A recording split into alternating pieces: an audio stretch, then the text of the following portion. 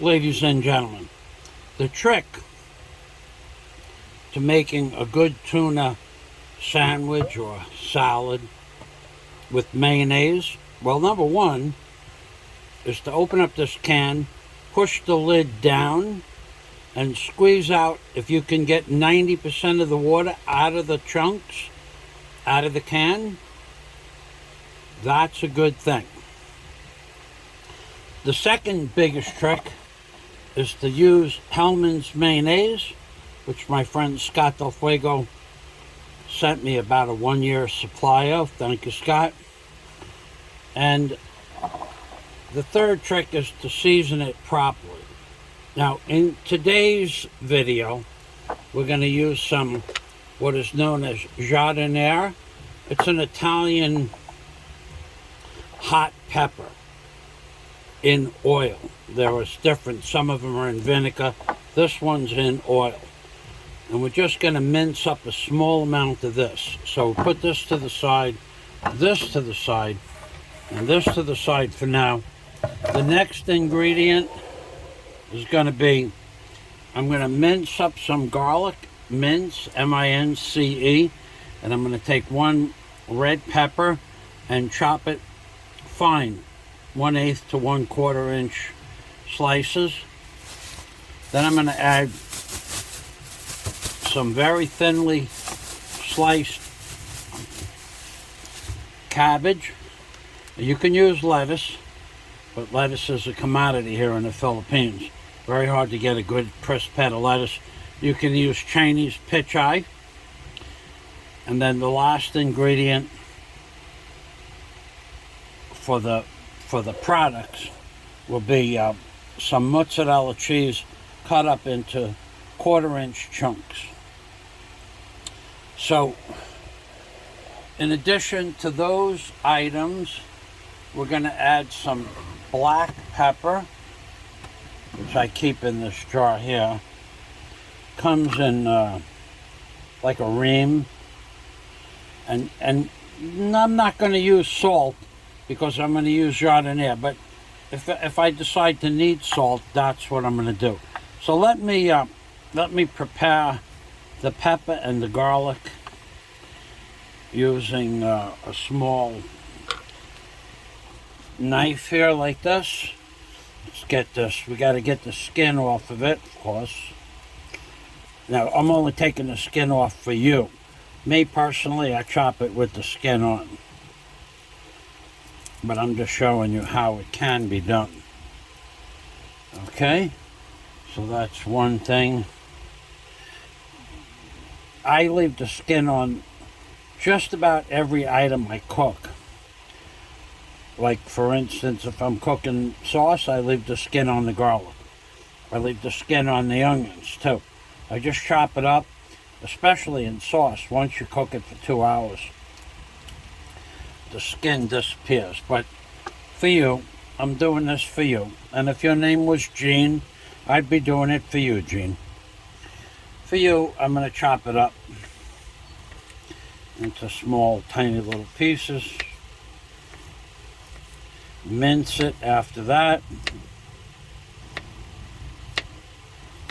Now, I don't have my good cutting board or my good knives. They're stored in a container, as you well know. So I'm just going to do this a little bit. Doesn't have to be completely chopped, because when you get it down into small pieces like this, once you mix it, it'll mulch down into a smaller product. So let's put that on a separate plate. Okay, that's one item. Second item, this red bell pepper. Red pepper. It's not a bell pepper. But it doesn't matter. So some people will take out the core. Normally I would eat the core. So I'll just eat the core separate altogether. I'll just take the core out. I'll put it in my mouth and I'll eat that as a separate product. But for you, I took the core out.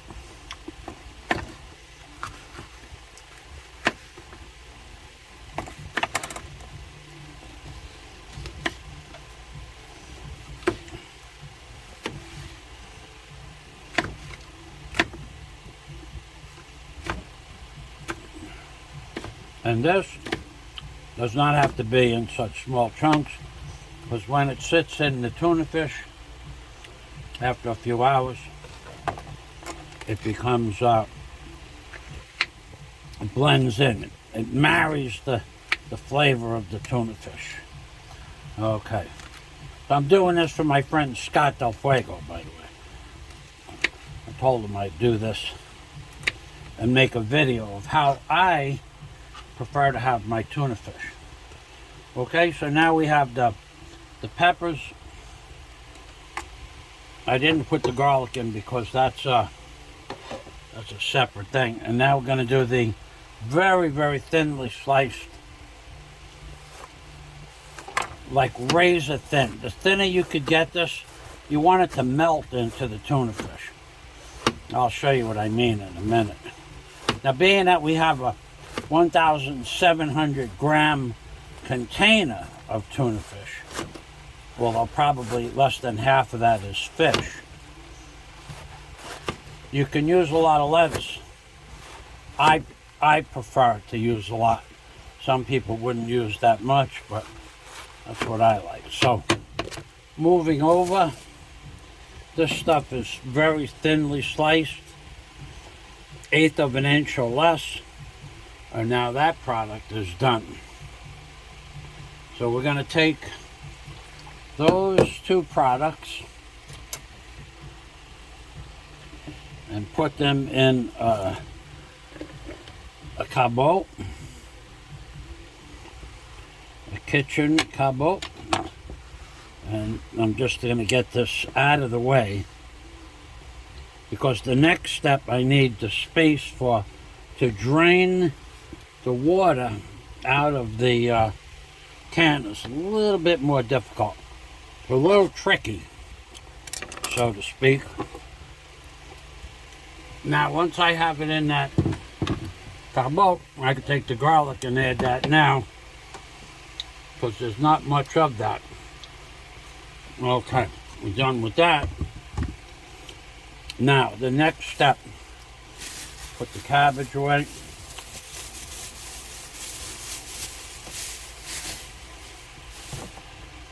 The next step would be take a piece of this cheese,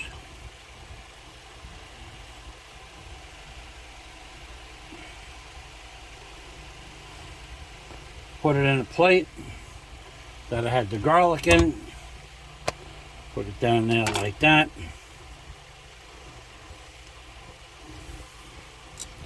Chop that up. Now this doesn't have to be minced to any small size. Just small, because when you mix it, when you do the mixing, once you get the water out of the tuna fish and you add the Hellmans Mayonnaise, which is the only real mayonnaise in this world. Anybody who grew up with Hellmans would know that if they had a choice for mayonnaise, no matter all the other types of mayonnaise, most people that grew up with Hellmans would choose Hellmans mayonnaise. So the next thing that we could do here is we could put the giardiniera in that plate as well. That won't hurt anything. But you don't want to have this as a full item, as an uncut item. You want these to be chopped up fine as you could get them.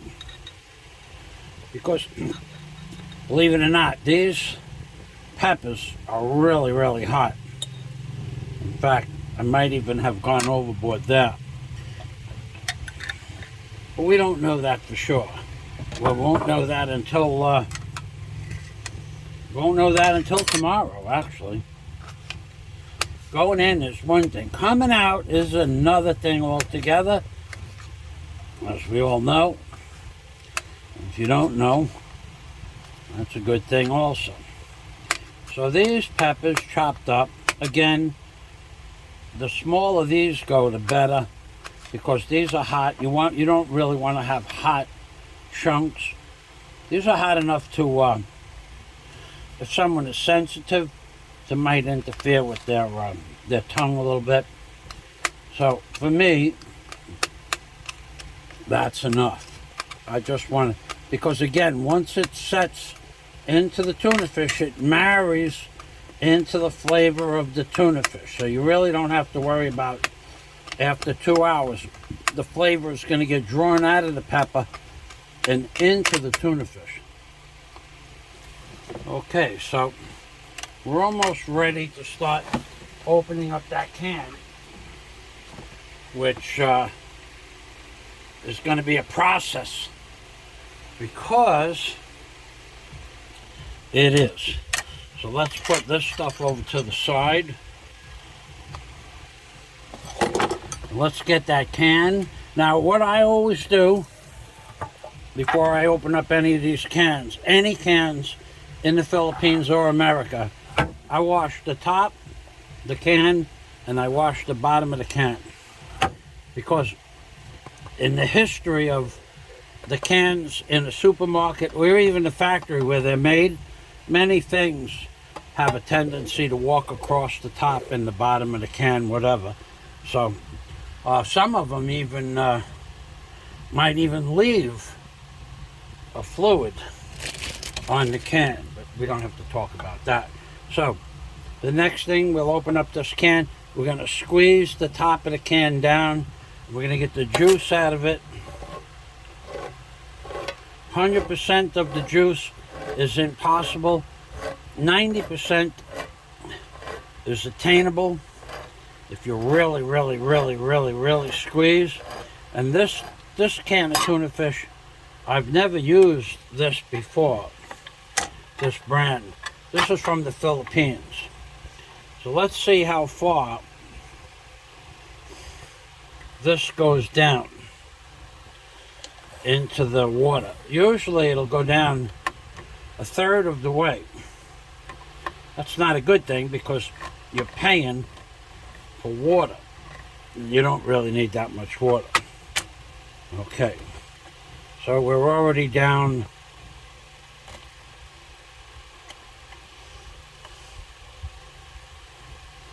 We're down a third of the can.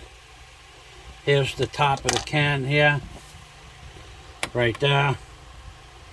So we put our finger there. It's down 1 1/4 inch on a 4-inch can, and I haven't even begun to press yet down on the top. That's just where it wanted to go by itself. So now I need a jar that I just cleaned out to put the juice in, because I'll do something else with that juice later on.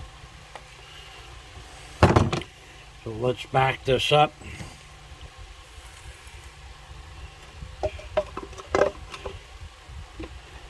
Okay, see if we can do this.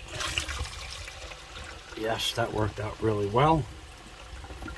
Okay. Okay, now what I just want to do is just some of it squeezed out of the side. So let's just get those few drops up off the table. I want to show you how much juice is in the can.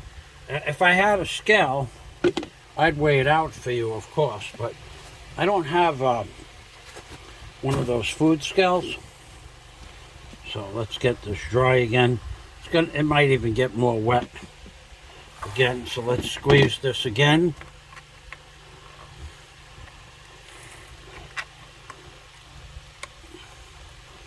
Now we're down a solid third. Okay. Now we'll put now I'll be squeezing from where I am. I'm also gonna let it drip out of the can. So I'll squeeze a little bit and I'll drip. I like to get as much juice out as possible. It makes a difference. It definitely makes a difference. But for the purpose of this video, we're going to say that's done. And I'm going to show you that 1/3 of the can is juice. Now that's not really fair to the consumer in any market, because they could have literally filled up the can right to the top with tuna and just added 4 ounces or 3 ounces of water. But they don't do that. So basically 30% of the weight of the can or more is water. So of the 1,700 grams, 1,705 grams that the can weighs, figure 1/3 of that is close to 500 grams. 500 grams of water, and here is the bottle. 500 grams. 10 ounces would be 270 grams. So basically, you have 500 grams of water. You're paying for that, but you're not getting tuna fish. You're getting water. And that's been going on. And this is a product called Chunks in water. If you were to buy Chunk Light in water, the can would be half, the top would go halfway down to the bottom of the can. No problem at all. Because Chunk Light is even less dense. So I just put some more water in there. So here's the can. Here's my finger. So here is, it's really close to the halfway mark. It's more than 1/3 is water. Okay, so let's take this out. Be careful with these tops. Okay, let's put this over someplace safe.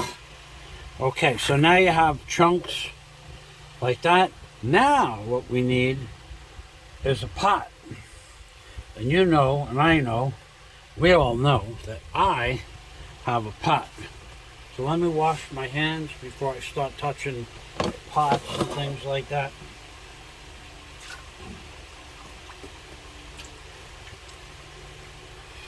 Okay, so here is my little bucket, my little finger washer, like in the Chinese restaurant. Let's take this, wipe this down a little bit again. And what I want to do, one more thing on this counter, is I have, before I get this little bit of juice all over everything, I have a cleaning solution that I make myself out of bleach and soap and water. So I want to take this solution, wipe this off, because tuna fish and tuna fish water, oh, it attracts all kinds of little fellas. The little fellas will be having a field day over here. Okay, so now pot. Bang, bang, bang. Ding, ding, ding, as Aloe says. Ding, ding, ding. So I cleaned this out this morning. And we have a clean stainless steel pot. We're going to dump that tuna fish into the pot.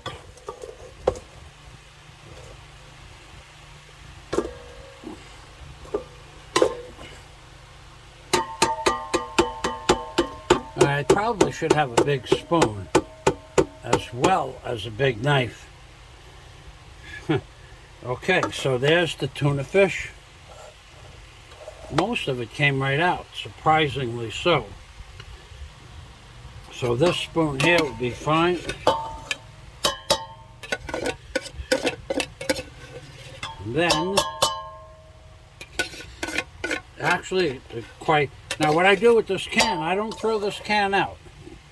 I'll take the label off the can. I'll put a hole through here. and a hole through here, and I'll put a wire across the end, and I'll use it for a basket for tools or nuts or bolts or screws, because you can't buy a little can like this, but it really works out well. You paint it, of course.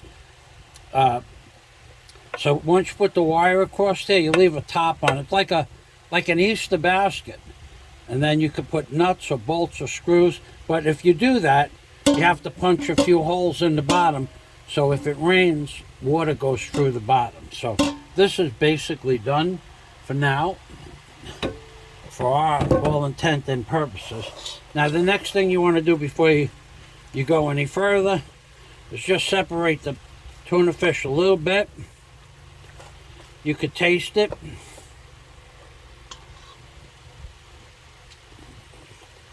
It does not have a lot of salt in it. You want to taste it for salt, in case you guys are going to put salt in it. I don't put salt in anything until I taste it. But I don't think it's going to need salt. Okay. Next thing, we're going to take this pepper out of here. We're going to take a pinch, about 3/4 of an inch. I like pepper, black pepper, and now like that. Put it back. You can buy black pepper here in a little package like that. That package has lasted me for 2 months already. I don't use a lot of black pepper, but in the tuna fish, yep, I'm going to use it. Okay, so the next products that we want to put in there are anything that we want to mash up into the tuna fish, like the cheese and the jardiniere.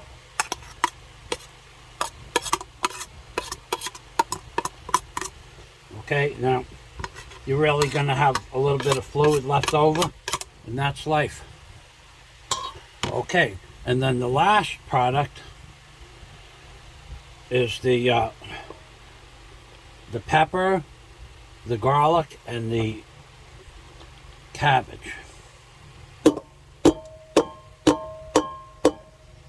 Okay, now it doesn't have to be mixed up that great now, but let's get it good. You roll it from side to side, front to back, and this spoon is probably a good size spoon. You could use a fork if you want, but you want to cut it down. You want to mash it down.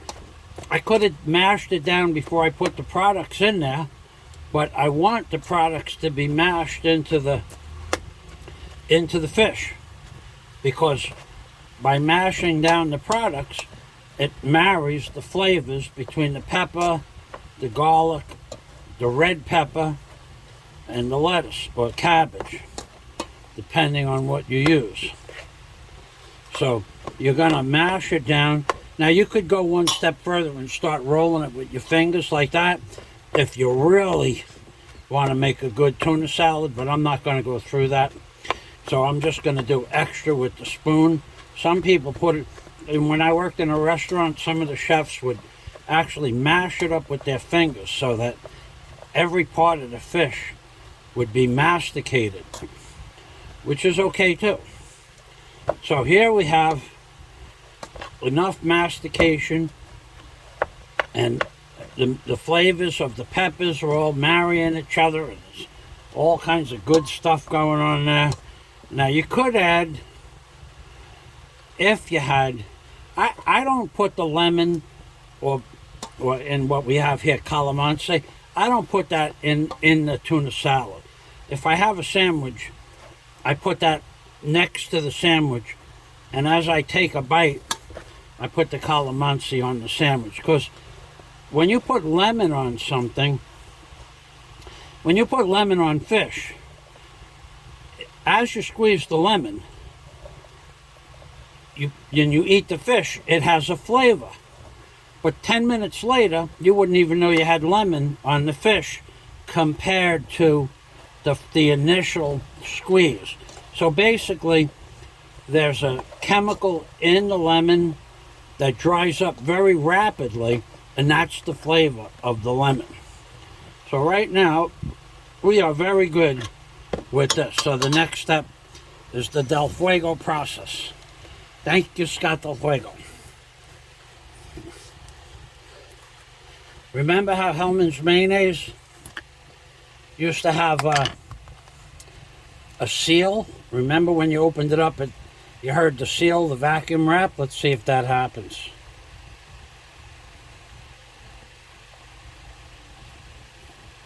Nope.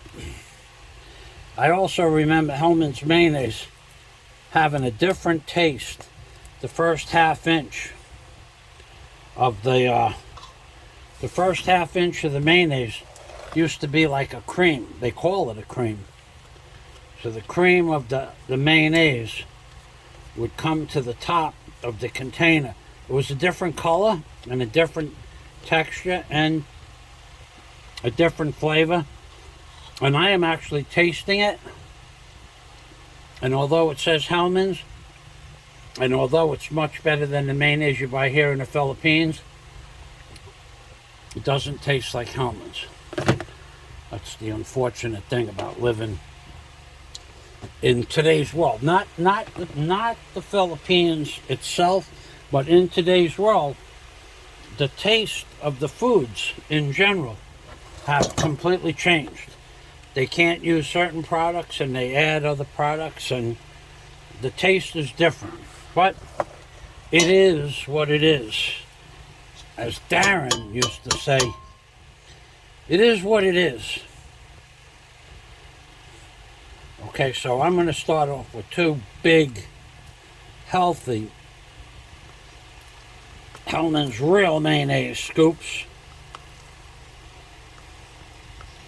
There you go, 2.5. Now that might look like a lot of mayonnaise, but and it might even look like a lot of mayonnaise when it first gets mixed up, but it's going to get absorbed into the fish. And when I get this done, what I'm going to do is I'm going to taste it for salt. Then, if I feel it needs salt, then I'll add salt. But I am also going to add one more thing, which is some of the juice from the jardiniere, the peppers. Because the pepper juice is identical to the taste of the jardiniere. Like when you buy a gallon of pickles, believe it or not, you could just take a shot glass of pickle juice and not waste that juice, because you can't drink it like a glass of water, that's for sure. But you could take a bite of the sandwich and have a little sip of the pickle juice, the tuna fish sandwich, and have a little bit of the pickle juice out of a shot glass. That works. I've done that. Or you could have a pickle. But typically, I enjoy the juice as much as I enjoy the pickles. Okay, so the next thing I'm going to do, I'm going to taste it. And what it needs is not much. Not much at all. So I think I'm going to go with 1 spoon of jardiniere oil. The mayonnaise is good. Let me get a different spoon. Well, I could just add it like this.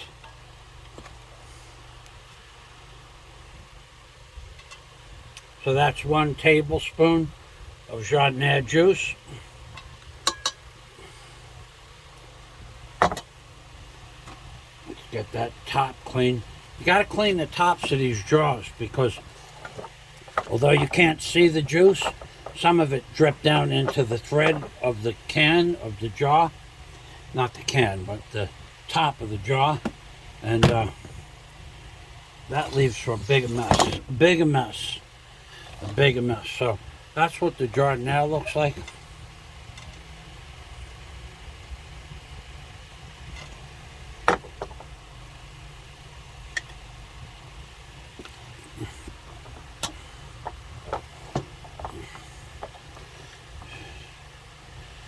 So you want to wipe this thread down good.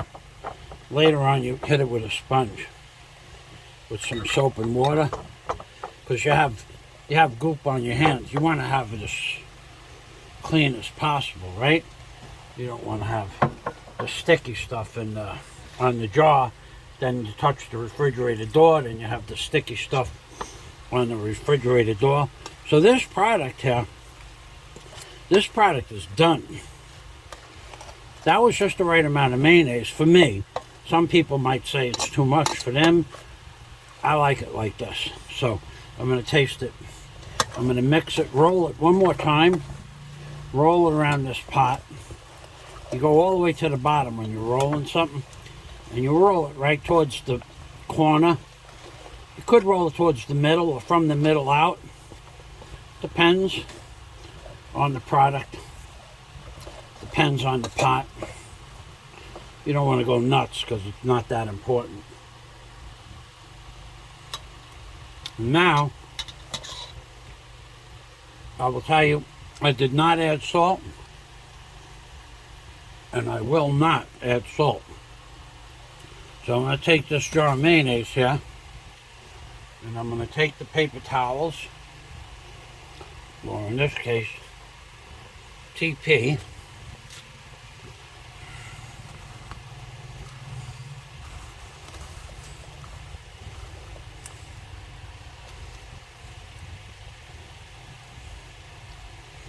Okay. I had another roll. Oh, here it is right here. Okay. I'm going to wash my hands again. I'm only washing my hands for you. Normally, I would not wash my hands so often. I just want to let you know I know how to cook. I know how to keep things clean. That's a choice.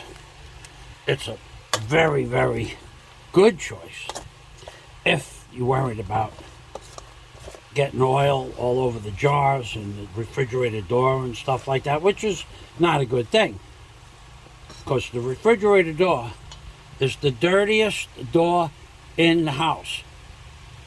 There are only 3 things with more germs than the refrigerator door. One is your mouse, the second is your keyboard, and the third highest bacteria count in your house is the kitchen handle on the refrigerator door or the bathroom doorknob. They're about equal. And they're about equal with the types of bacteria. It's not just the bacteria, but the quality of the bacteria itself on a refrigerator door. It's not the same bacteria identically, but it's close. Close enough to have a cigar. So let's get some bread, and we'll take a look at this. I bought bread. This is the first bread I've bought since January. I do believe January. I think I had bread for Christmas. So, there's a little bit of Jardinere juice over there. Get that up. Jardinere juice. Jardinere. Okay. Okay, so the next thing, you could toast this bread, and I could toast it. I have a toaster right there. But personally, there's all kinds of bread that have tuna fish on. All kinds of bread. There's bran bread, there's raisin bread, there's rye, there's wheat. When you grow up with something, and I grew up with white bread, I'm going to prefer to have, I could have bought wheat bread, but the wheat bread in the Philippines leaves a lot to be desired. I'll tell you that right now. No offense to the people in the Philippines, because they only have the wheat that they have. They don't have American wheat. And America doesn't have American wheat either.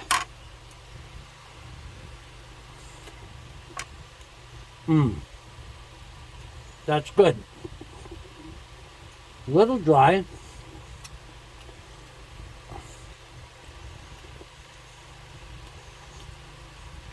But That's how you want it. You don't want to have the juice from the tuna fish in the tuna fish. You want to have the tuna fish dry as possible, and you make it moist with the giardiniera. You make it moist with the mayonnaise, or you could add an extra pepper, which will give it extra moisture. And as far as how much garlic you put in there, that's an individual preference. So I think I'll take one more.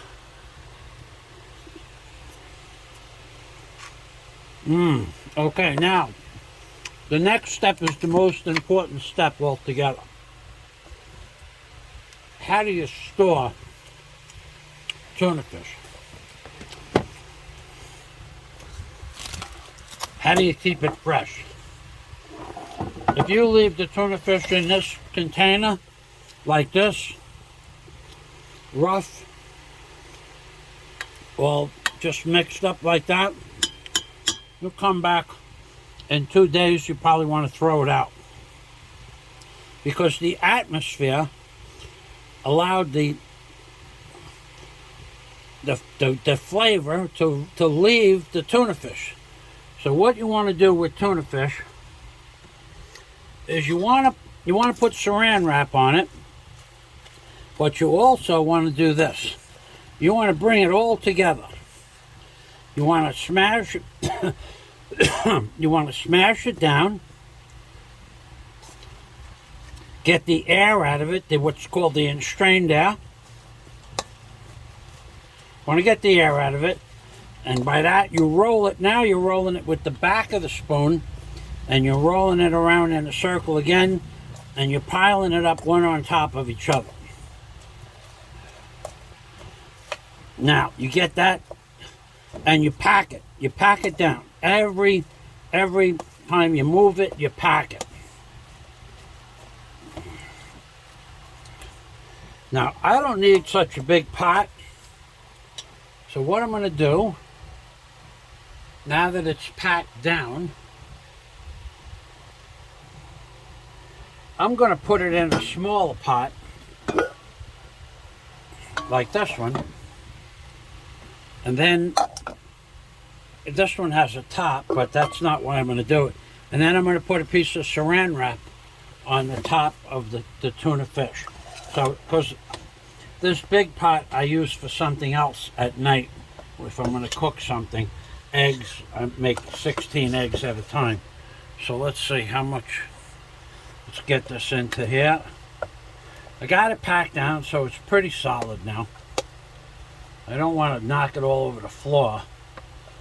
I don't want it rolling out on the table. And it almost happened. It almost happened. It has a mind of its own.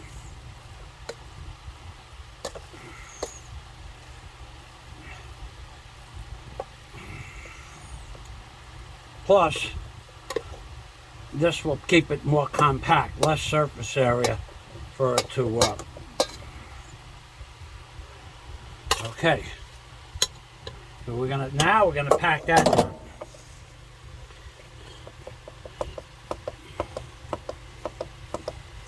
Now that's what you want to do. You want to pack it down, and you want to get the air out of the tuna fish, because that's what spoils the fish. You could leave it in this for a week, as long as you pack it down like this and put a piece of saran wrap across the top. The tuna fish will stay good for 5 to 7 days. If you don't do this, and you leave the enstrained air in there, and you don't put saran wrap on it, and you leave it all disheveled, you can throw the tuna fish out on the 3rd day. Remember the rule. Guests and fish need to leave on the 3rd day. Remember that. Because that is where the fish rule comes into play. Fish will stay in your refrigerator for about 72 hours. But if you do this, and you take the oxygen away from the fish, you're going to get an extra 2 or 3 days out of it. Now you saw it was up to the top like this. I just squeezed an inch of what's called in-strained air out of this. And now I'll get a nice piece of saran wrap. Well, what I use is a plastic bag.